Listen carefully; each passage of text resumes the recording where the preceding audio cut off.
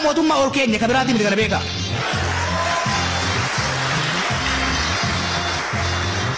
كيس أول قرصنا ولد همنا دبنان لين جو جينانو لين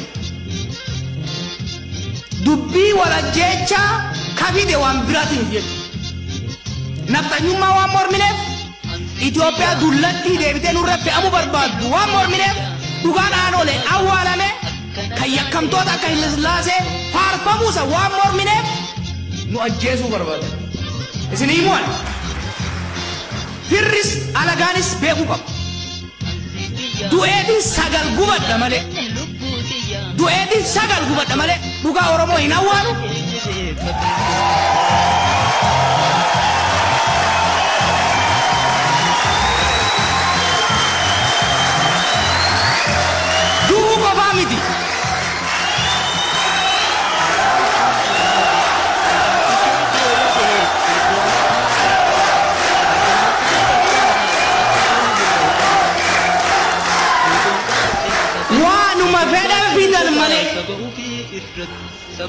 هي ولي جارة بربان والكباجو بربان ولمان جرا بربان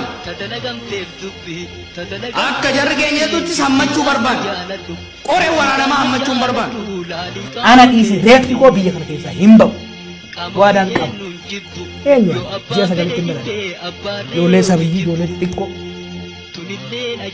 وريجم دينو دعوة وريجم أدنى I'm proud biyya kana jiraachuu gammachuu gaariin qabu qilleensa biyya kana ijaarratu ummata kee gidduutti umriitii hanga kaaf beekumsa qabu dandeettiin qabu ummata Oromootu Oromiyaa ummata biyya kana gargaaruu kana immoo abbaan fedhe ija baase amma addatti rasaasa yoo kan qaban taate ija libsan I will be happy. Koflan do. Male biya kar bineensat inne biya keenya deemna. Waggaa 50 deemneerra. Gammoojjii Somaalee keessa, gammoojjii Arabaa keessa, qorra biyya alaa keessa. No way. Amma booda qabsaa'aan biyya kanarraa alagaan ija baafteef, abbaan irree ija baaseef dheessu uummata Oromoo ganuudha. Uummata Oromoo wajjin gatamne malee uummata Oromoo hin ganu. Never ever bakka. Kuni firris alagaanis beekuu danda'udha qaba. Kan mana keessaa abbaa irree ta'uu barbaadus kan ala keessa deebi'ee uummata Oromoo gabroomsuu barbaadus sabrii godhuu qaba. From now on Oromoon hin baqatu. Amma booda Oromoon gara takkitti hin deemu biyya isaatirraa Oromiyaarraa dachee isaatirraa Finfinneerraa. Dhumne barbaadu.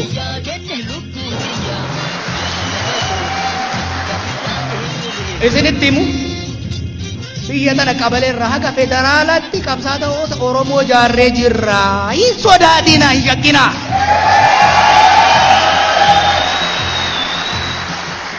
Nama 500,000 hidhuudhaaf qophii qabnaa jedhan.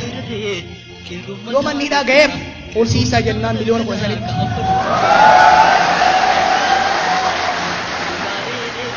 Dhugaa rabbii isinitti himu miliyoona 50 kana yoo hidhan